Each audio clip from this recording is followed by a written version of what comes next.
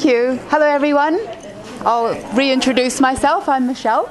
I've lived in Ohura for nearly 3 years now with my husband Nigel, and Angela is kind of like my auntie-in-law because her man is my uncle Pedro, and it was quite a nice surprise when I found out in moving to Ohura that I had family in town, because we didn't all know that we were going to be there. So I met Annie a while ago when we had our paths crossed at Women's Institute, and Annie after that invited me to come and speak with all of you. So I'm really pleased to be here today. Thank you, Annie, for inviting us out today. Now, I have with me a script which I am going to read from, because as part of what we wanted to talk to you about today is our medieval fair, which is coming up. And so we thought that it would be cool to dress in costume and speak to you in Old English and tell you a little bit about what's happening. So we do have a lot happening in Ohura. Things are really on the move there, but we wanted to focus on what's coming up to give you an idea and hopefully to get you to come and visit us out there on our market day. So I shall just get into my medieval speak. Warmest greetings to thee, fine ladies of Taumarunui and afar. I do bid thee welcome and express from my heart my deepest gratitude for lending me your ear on this fine day, which you have graciously given, that we may share with you the latest happenings from the small village of Ohura, of which many a person might know, would be found along the far edges of the Forgotten World Highway, a quaint village nestled in the misty valleys of rural New Zealand. I speak to you today at the kind invitation of Lady Annie, to whom I extend my most sincere thanks and gratitude, and do hope and trust that you will all be well pleased with the message we herald today. By way of introduction, I am Michelle, your humble oracle and nominated spokesperson, chosen to serve as ambassador for our growing and vibrant community. Many fine people with the most excellent qualities have recently sojourned to Ohura and now make this historic village their home. They bring with them their hopes and dreams of a better future, a new chance at life, a vision of turning those dreams into reality, creating and building with their hopes a bright and shining future for Ohura. And so today, as passionate adventurers through this journey called life, with words and song and deed, we will share with you our story of Ohura, where past and present meet and intertwine, and in so doing infuse into the very fabric of our community a great and timeless energy to carry our fair hamlet forward into greatness. With me today is the finest minstrel in all the land, who excels in the creative arts which stroke our hearts to greater passions and soothe our souls to calmness, whose wonderful angelic voice lifts you from this earth to the heavens. I give you Lady Angela.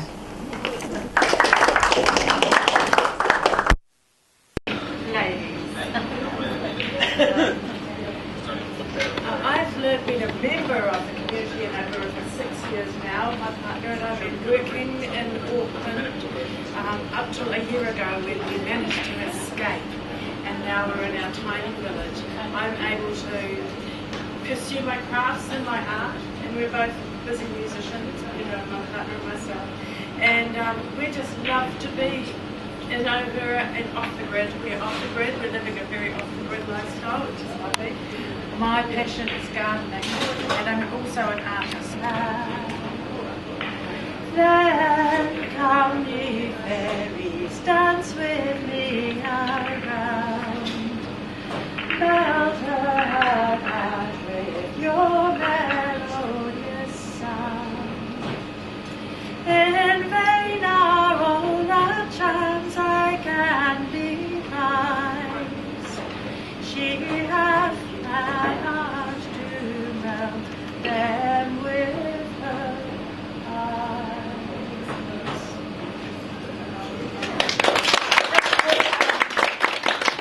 It's called Oak and Ashes. And now we're slipping out of the medieval era and we're going to Hawaii. What I'm singing for you now is a song you possibly may recognise. It's a very old English folk song which was jazzed up a little during the 70s by a band called Steel Eye Span. And if you know the tune, if you can get the chorus, it comes around a couple of times, please join in. It's called All Around My Head. significance of all around my hat actually. It tells the story of wearing a piece of willow around your hat, which tells anybody, fast-moving young men, that you're taken. and you're faithful. All these years working.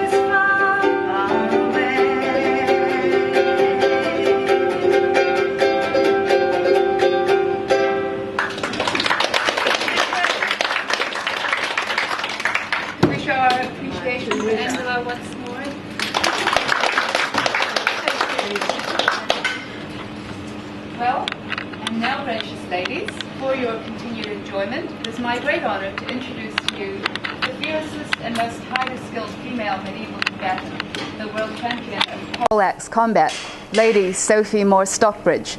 It is most pleasing to share that Sir Justin and Lady Sophie have recently made the village of Ohura their permanent home. As Lady Sophie is heavily with child, time is now spent on preparation of the home for the joyous arrival of baby. This afternoon, Lady Sophie is accompanied by Sir Chris, one of our tournament knights hailing from Ohura. Please, a warm welcome for Lady Sophie and Sir Chris. We're here to talk to you about the medieval tournament, which is coming up on the 24th of March. Have we all heard about it? Yes. Very good. We're doing our jobs. So on the 24th of March, we're going to have 40 fighters, and they're all registered, they're all confirmed, and they're all going to be dressed like Chris, who's going to come forward to unlock you. That's how Chris is doing. So today, Chris is dressed in medieval armour, which is based on 14th century patterns. So all of this gear is made by my husband and myself. We take 14th century patterns, which are dug from grave sites, from battlegrounds, and then we recreate them in some modern materials, but again, using the same processes that they would have, but with power tools rather than hand tools. So Chris is in a steel helmet. It's 2mm spring steel, which means that you can run over it with a truck, and it shouldn't bend, but we don't test it with a bend. He's wearing riveted chainmail. This is imported from India, it's handmade. Every single link is hand riveted together with a small nail and closed, which means that it lasts longer in battle, because with the way we hit, we do cut the chain quite a bit. He's in a solid brigadine, which is a coat of plates. So inside is individual spring steel plates, which are attached to a canvas backing. As we go down, he's got spring steel in his legs. He has solid knee armour and he has shins. On his shoulders, he's also got spaldrons, elbows, he's got vams, and he's got gauntlets. So the gentlemen and ladies that will be joining us on March 24th will be fully plated out. The style of combat we do is a little bit crazy. So what we do is called full contact submission grade. So there are 10 men or women in the ring. We do not stop hitting until they fall down. We don't stop hitting until they submit, until they lie down, or until they start crying. So we do a more extreme version of the sport, but we find it very enjoyable. We've had injuries in this country. I've dislocated my shoulder, I've dislocated someone else's shoulder a few times. We've had pop knees, we've had concussions and broken bones. I've seen people killed overseas, so it's a very serious sport. We do want to stress that we're athletes in this, so we do reenactment, but this is the athletic side of our reenactment. Each round will last about a minute, so again, it's quite a quick fight, but it is to the ground until the tears come. We do best of 3, and then we'll do a round robin, so we'll make sure that we face all the teams. So on the day, it's very exciting, it's very quick. We'll have 4 teams doing 5 versus 5. We'll have 4 teams doing 3 versus 3. And we also do a 1 versus 1 style, which is more about point scoring, and it is about submission grade. So that's how many times I can hit another person within a minute, and then those points are added up to find the winner. This year we've got our first annual tournament. So last year we did a couple of friends together with a bit of a fight. This year is a national tournament. We're internationally recognised. Next year we want to push for a bit more funding, fingers crossed. We'll get a Pacific tournament going, so we'll invite Australia, we'll invite Japan, and China are quite keen to join us as well. In little old Ohura, so we're quite proud of where we're going. I brought some examples here today if anyone would like to try them on or feel them. We've been to Tiraki school this morning, showing all the children, and we've got Chris beaten up a wee bit by some small people who were very feisty. So again, these are gauntlets, they're spring steel, they're handmade. We've built a workshop out in Ohura, so these are now local products. So one of our local artisans. I'll send this around. Now, please be aware this is about 8 kilos, so if you don't have the arm strength, pass it around. Is it? Oh gosh, sorry, you want one? Yes, 85 kilos.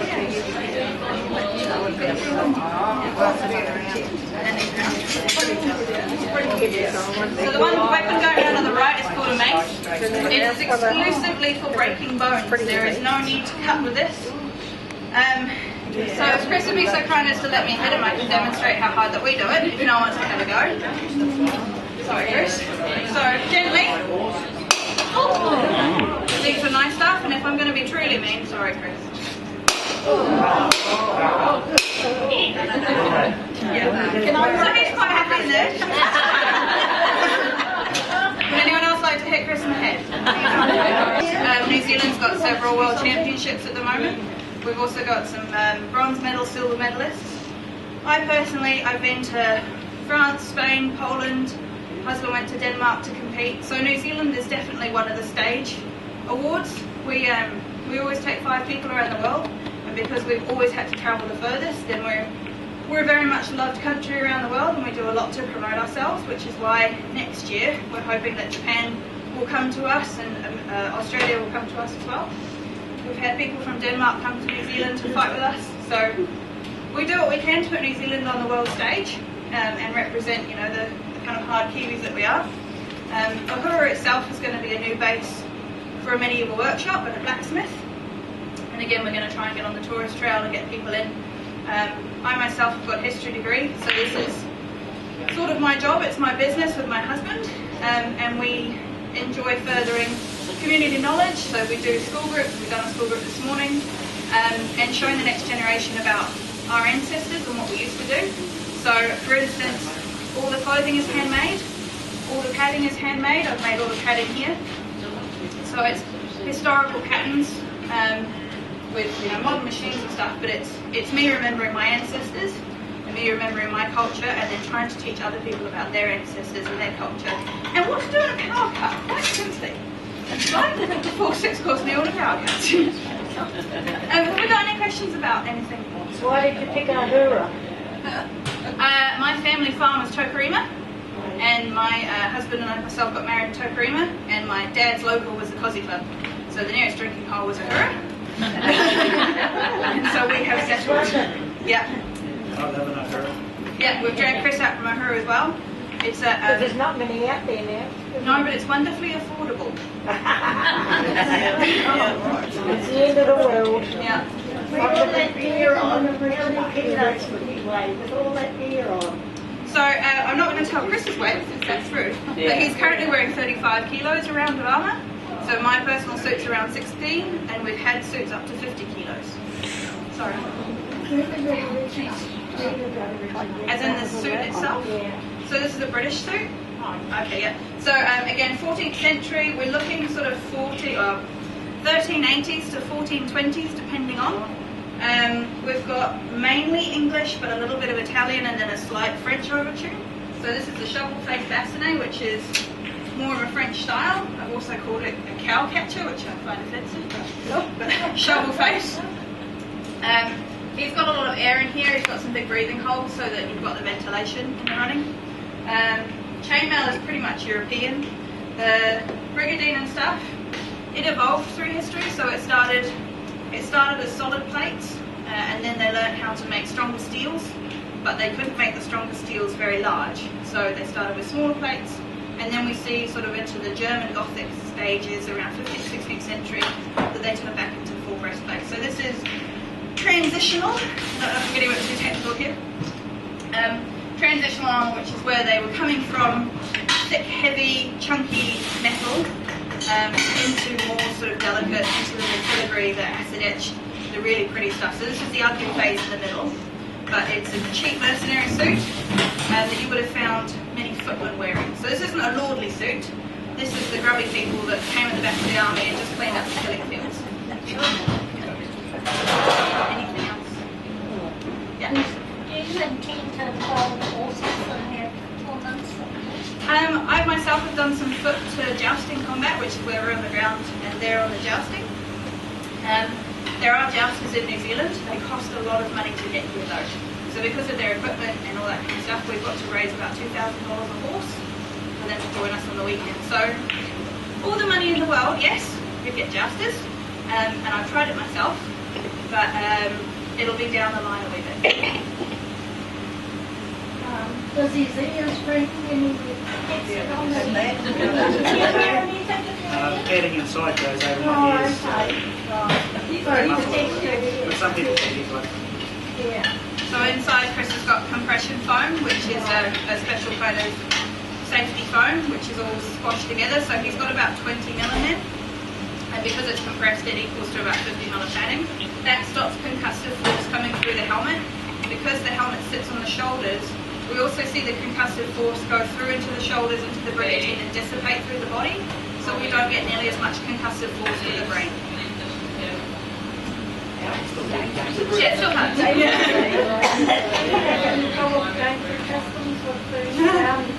It's fun going to Europe because they're all like, oh look, a fascinating, that's great. Coming home into New Zealand we have quite a lot of trouble with because we've been in fields, grubby places. We also, because we bring wood and stuff back, we usually get a bit of customs issues coming back to New Zealand.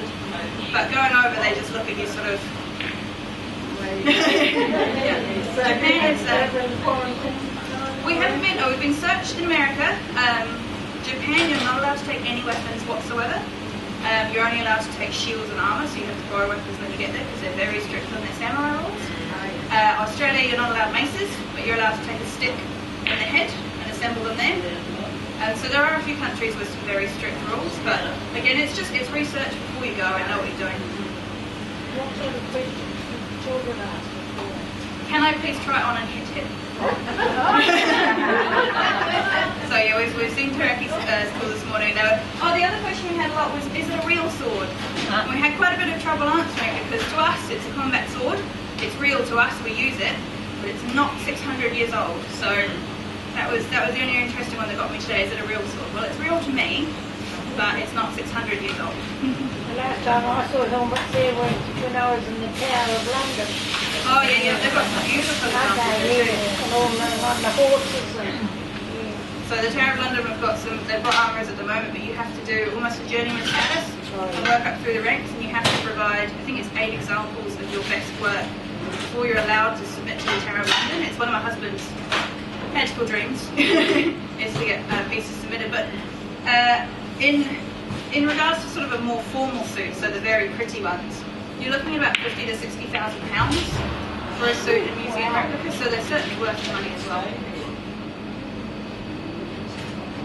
It was quite good to see. Anything else? The cost was, you say that you that much money, how much was that? I think We sell these for about $8,000 for a full kit. Yeah. So it's 3-4 hours. I mean, it works out for love not money. So my husband gets paid $1 an hour. So it's manual material. So we have the strings still has to be imported from Australia. New Zealand doesn't do it. The canvas has to be imported in rolls because New Zealand doesn't do much. Big canvas. So it's because we're a small country. And yeah, it's hard to get material. Europe and stuff, you find it a bit cheaper because they use titanium and then shipping. Pretty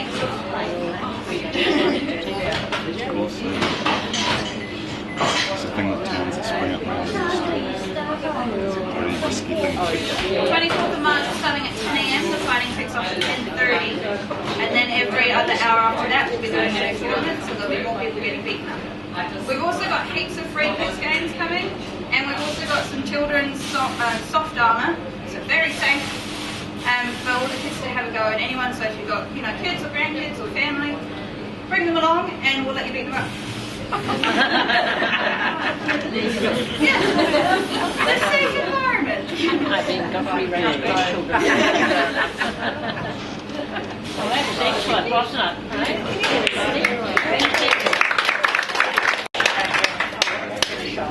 Thank you, Lady Sophie and Mr. Chris. And that's it for the presentation for journey thus far. So, ladies, please remember us on the March 24th. Thank you. And we extend a warm and heartfelt welcome to you all and your families and your friends to be sure to join us on March 24th out there in Ohura for a good time. Thank you all.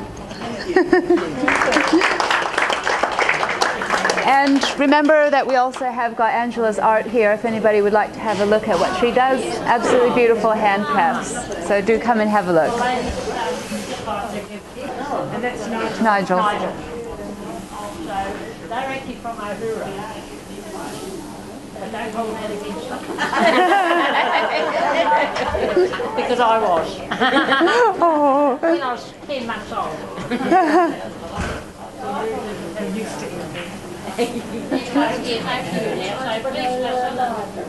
Thank you.